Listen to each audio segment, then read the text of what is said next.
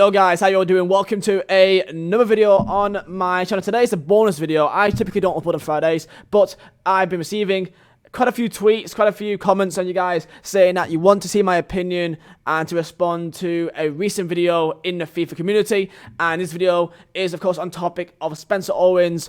I guess I don't want to say rant, but I kind of want to say in some stages that I can see that there's some proper frustration there on the topic of FIFA 21. And I guess I'm seen as the guy who talks about, you know, how the game is and all that good stuff. So I thought I'll put that out there if you guys are interested. So let's put some context as well about why I'm talking about this. And that's because Spencer Owens is one of the, like, for me, if I want to put like FIFA YouTubers in like a leaderboard, he's top 3 easily. Like, he's not just a guy that just opens packs all day. Like, he's an actual creative. He's a very unique person in the community, which of course has brought a lot of light and also a lot of entertainment to not just the community but also to myself, as I'm also part of the community, especially back in 15, 16, 17 when he did these big series. He's unique for, and only he can really do. So a few days ago, he put out a video saying that why he does not upload FIFA videos anymore. Now, of course, he doesn't really do any videos anymore with FIFA,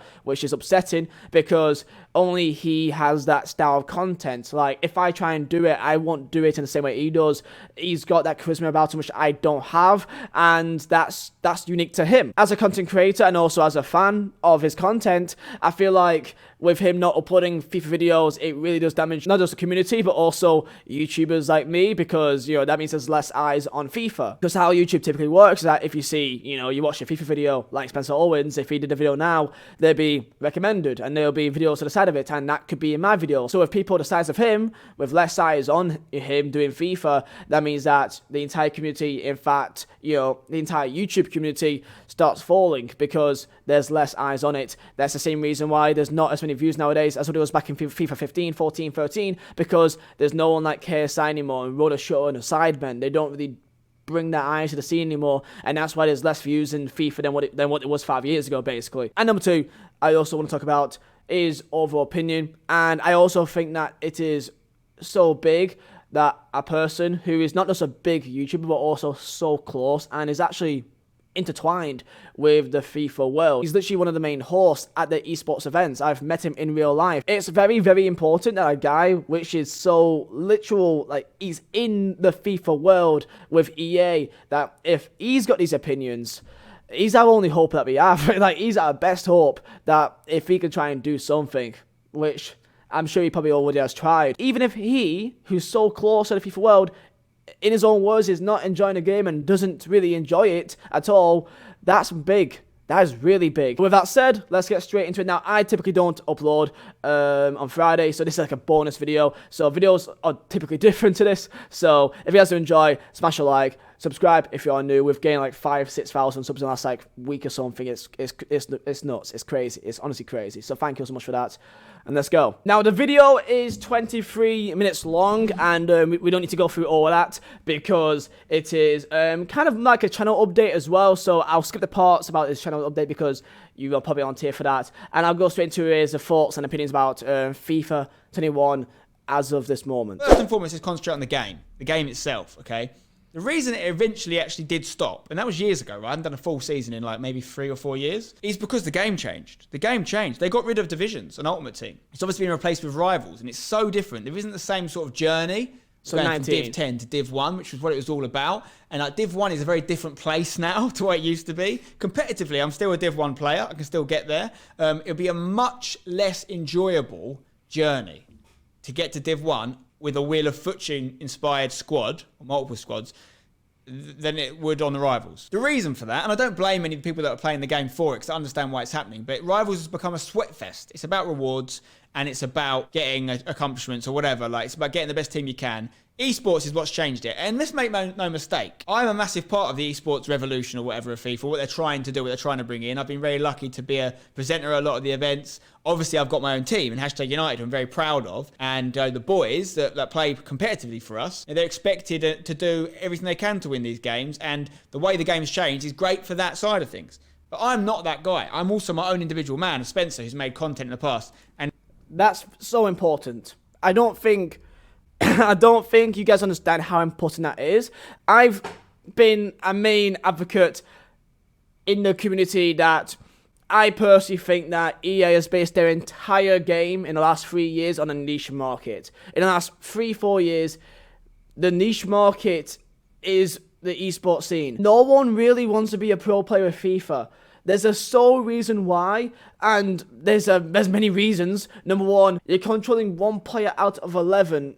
You can't really, you can't control each player. There's so much RNG on based off, if your defender who you're not controlling makes the right run, if they're tracking the right player, if they do the right pass, if they make the right interception, if they even do make an interception. Like, there's so much RNG in that alone.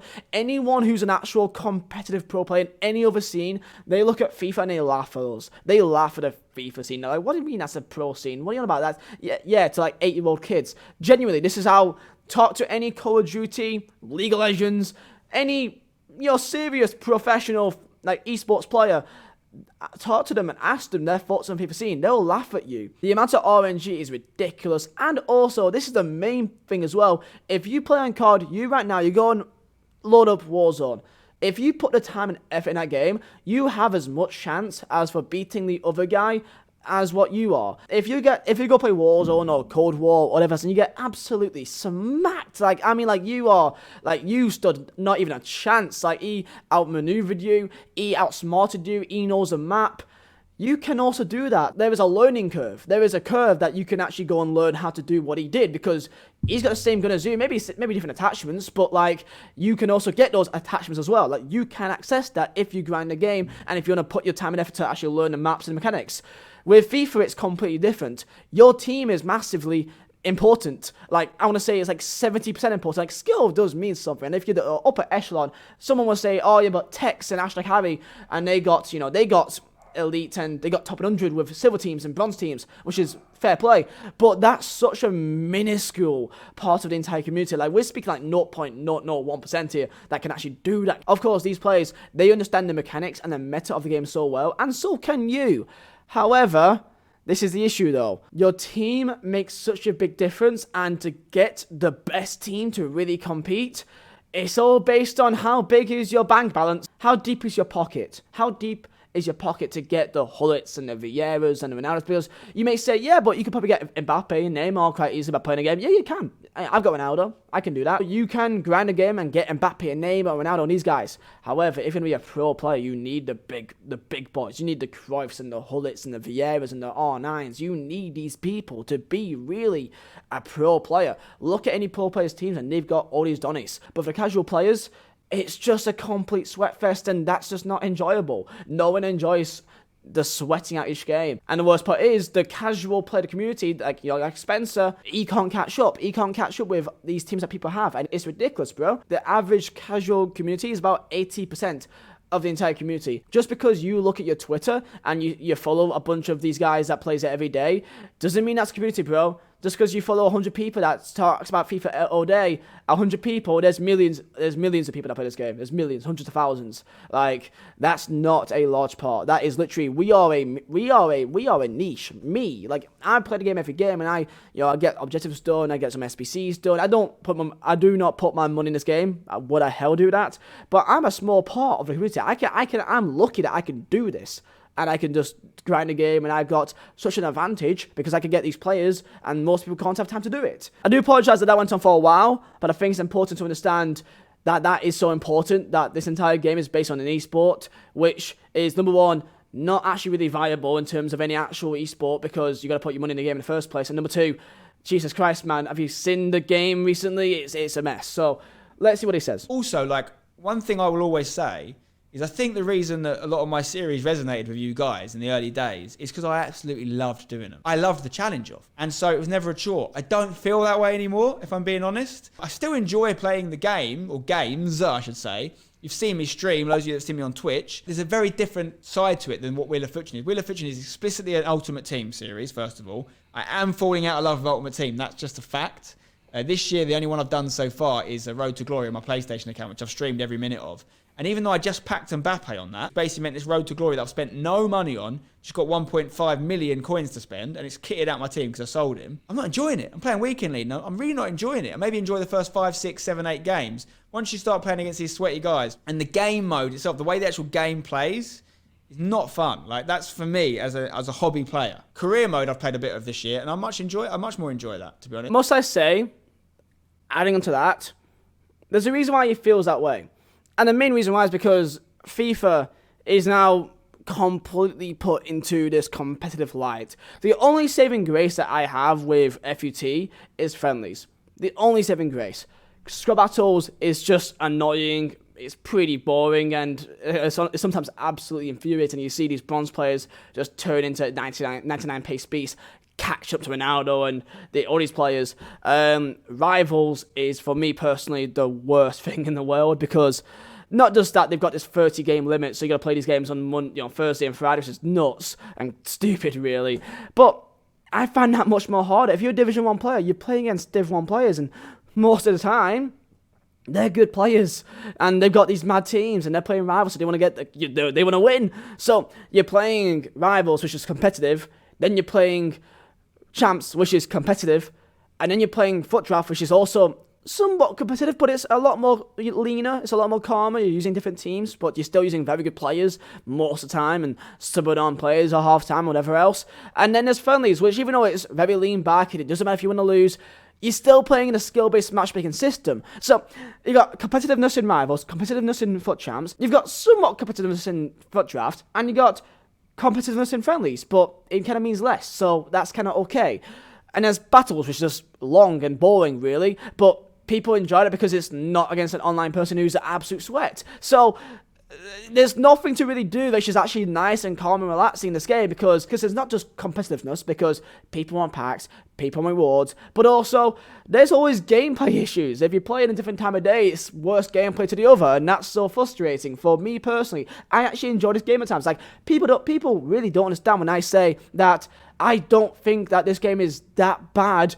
When I say that, it means that it's not bad when the gameplay is actually responsive. It actually dribbles and passes the ball and shoots and runs when I want it to run.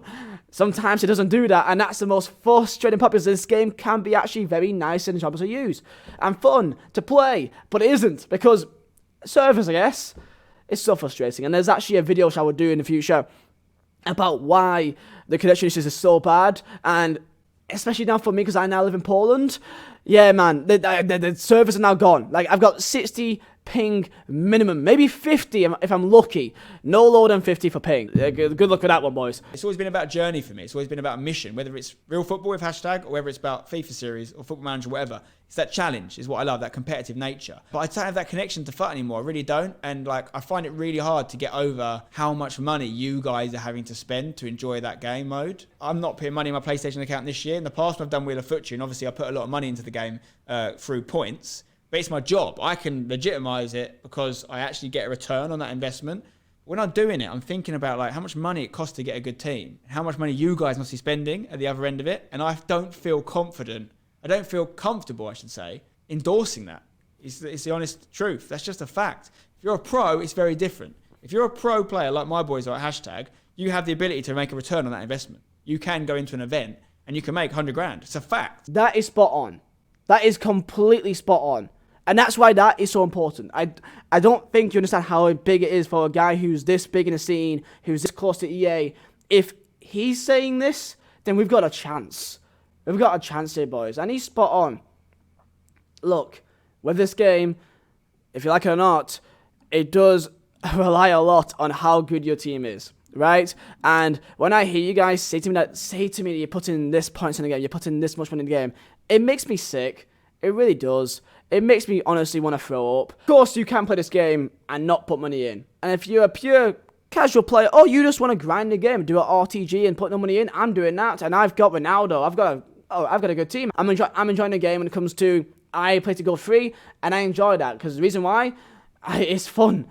It's fun because I usually win my first couple of games. I get 14-3 or 14-4, I guess, and I can get gold free pretty easily. And I leave it there because I've realized that once you get to game 17, 18 weekend league to get to win 18 or 17, That's when you stop playing the sweats. That's when you stop playing the guys with non-stop Mendy's and Vans at the back.